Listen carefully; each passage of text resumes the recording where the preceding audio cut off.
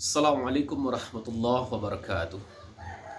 Alhamdulillah, puji syukur kepada Allah Subhanahu wa taala atas segala karunia-Nya kepada kita semua.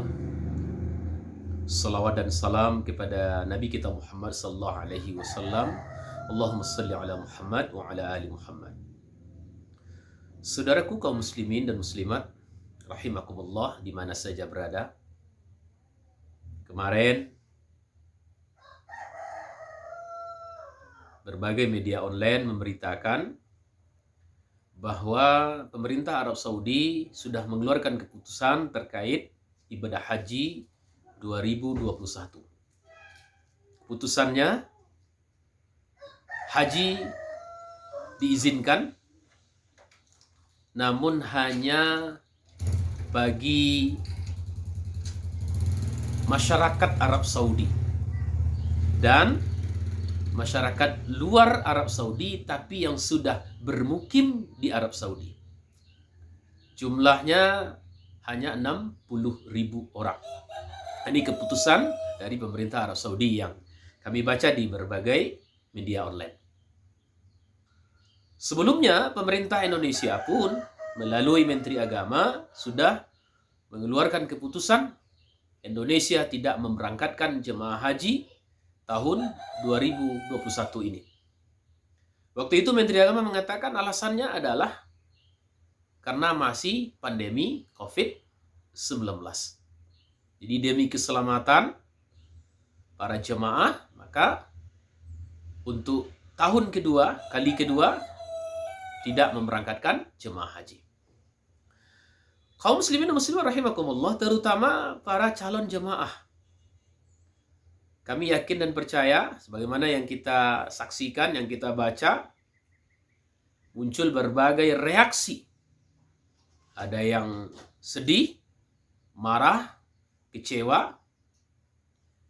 Kemudian muncul pertanyaan-pertanyaan terkait dengan uang jemaah dan lain sebagainya.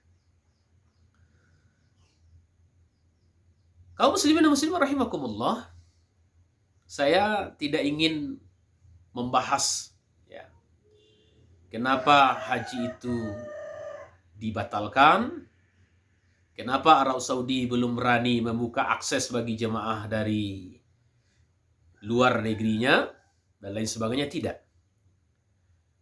Namun saya ingin menyampaikan Bapak Ibu sekalian, terutama saudaraku para jemaah haji. Pertama, bahwa semua ini terjadi atas izin Allah Subhanahu wa taala. Ma asaba min musibatin illa biidznillah. Tidak ada musibah yang terjadi di bumi ini, apapun bentuknya. Musibah bencana alam, wabah penyakit, kecelakaan, termasuk virus corona ini.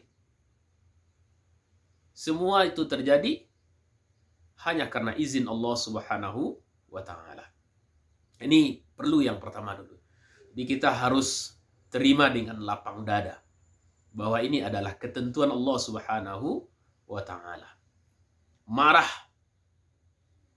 apalagi kemudian mencerca, menghina, mencaci, tidaklah membawa kebaikan bagi kita, apalagi para jemaah. Ini pertama dulu. Kemudian yang kedua, kita bisa mengambil hikmah, mengambil pelajaran. Khusus bagi Bapak Ibu sekalian para jemaah. Apa hikmah dengan tertundanya keberangkatan ini? Pertama, tentu kita semakin banyak bersabar, menguatkan kesabaran. Ya ayyuhalladzina amanu sabiru wasabiru. Ya, kuatkan kesabaran kita. Teruslah, banyaklah bersabar. Ada hikmah di balik ini. Yang kedua, tentunya dengan ditunda, maka persiapan kita, persiapan ibadah kita, persiapan batin kita akan semakin lebih baik. Jadi jangan sampai saudaraku kaum muslimin, para calon jemaah, Jangan tunda lalu patah semangat ya. Jadi kalau begini ya, tidak usahlah saja saya berangkat lain sebagainya. Tidak usah saya manasik, tidak usah saya belajar ini lagi. Jangan, terus belajar, terus bina mental kita.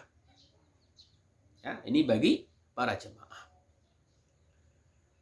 Hilangkan sangka, hilangkan prasangka-prasangka buruk. Karena tidak ada manfaatnya bagi kita. Ini bagi jemaah. Sementara bagi kita, umat Islam secara keseluruhan, di balik pembatalan ini, saya teringat satu sabda Nabi Sallallahu Alaihi Wasallam. Kata Nabi, Bapak Ibu sekalian, "Idza arada ahadukumul hajja falyata'ajjal fa innahu qad yamradul marid wa tadillur rahilatu wa ta'ridul hajah." Kata Nabi Sallallahu Alaihi Wasallam, apabila salah seorang di antara kamu ingin menunaikan ibadah haji, dia sudah punya kesanggupan, uang sudah punya, fisiknya kuat, kendaraan ada, halangan tak ada, maka bersegeralah menunaikannya, kata Rasulullah SAW. Jangan ditunda-tunda, jangan tunggu tahun depan, 2 tahun lagi, sekian tahun lagi, tunggu anak wisuda, tunggu ya menantu, tunggu ini dan itu, jangan. Segerakan, kata Rasulullah SAW. Sebab kenapa? Jangan-jangan nanti akan datang, dirimu akan sakit, atau engkau tak akan punya. Yang kedua, kata Rasulullah SAW, tak ada transportasi. Badanmu sehat, tapi transportasi untuk ke tanah suci tak ada. Atau karena ada keperluan-keperluan lain, halangan-halangan lain, sehingga membuatmu tidak bisa berangkat haji. Nah, ini salah satu yang pesankan oleh Rasulullah SAW. Jadi maksudnya apa kaum muslimin?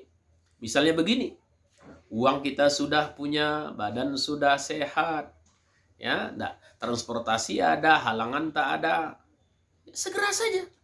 Ya, misalnya daftar ke bank, lalu pergi ke Menteri Agama, dapat nomor porsi, ya, siapkan begitu. Dia jangan sampai misalnya, Pak, Ibu nggak ikut haji. Lalu jawabannya, tunggu dulu. Apa yang ditunggu? Anak saya masih kecil-kecil. Saya mau bikin ini, bikin itu. Bikin rumah untuk dia. Lalu setelah sekian tahun ditanya lagi, Pak, enggak ikut haji. Saya tunggu dia tamat sekolah dulu. Selesai tamat, ditanya lagi, enggak ikut haji. Oh, tunggu dia menikah dulu. Coba bayangkan Bapak Ibu sekalian, kalau ditunggu terus, kapan mau berangkatnya? Ya, kapan mau berangkatnya? Ya, inilah salah satu yang ingin kami pesankan kepada kita semua. Jadi kalau Bapak Ibu Saudara sekalian sudah punya kesempatan, sudah punya keinginan, ya, jangan banyak lagi pertimbangan duniawi yang lainnya. Kalau urusan duniawi, kaum muslimin, tidak akan pernah selesai. Tidak akan pernah selesai. Bangun ini, bangun itu, bayar ini, bayar itu, tidak pernah selesai. Ya, jadi dahulukan urusan akhirat kita. Begitu juga dengan hal ibadah lainnya. Jadi bukan hanya haji, sholat, puasa, zakat, infak, sedekah, menolong orang, menuntut ilmu, dan lain sebagainya. Bisa hari ini kerjakan. Jangan tunggu besok, jangan tunggu lusa, jangan tunggu minggu depan, jangan tunggu tahun depan. Kenapa demikian? Karena kita tidak tahu apa yang akan terjadi di hari esok. Jangankan tahun depan, jangankan bulan depan, jangankan minggu depan, jangankan besok hari. Berapa waktu ke depan saja, kita tidak tahu apa yang akan terjadi. Inilah di antara nasihat yang ingin kami sampaikan kepada kita semua, tentu kepada diri kami sendiri juga. Mudah-mudahan pembatalan haji yang untuk kedua kalinya kita bisa bersabar, jauh dari cercaan, jauh dari hinaan, jauh dari prasangka-prasangka buruk. Kita justru mengambil hikmah di baliknya. Dengan bersabar, Allah akan memberikan yang terbaik kepada kita semua. Dengan mengambil hikmah, tentu hati kita juga akan menjadi lebih lapang, gembira. Tidak ada hal yang buruk bagi orang yang beriman. Kalau dia diberikan nikmat, dia bersyukur. Kalau diberikan musibah, dia bersabar. Demikian saja yang dapat kami sampaikan. Saya Jasriman, sarjana agama, penyuluh agama Islam, non-PNS, pada KUA Kecamatan Padang Panjang Barat, Kota Padang Panjang. Billahi taufiq wal hidayah. Wassalamualaikum warahmatullahi wabarakatuh.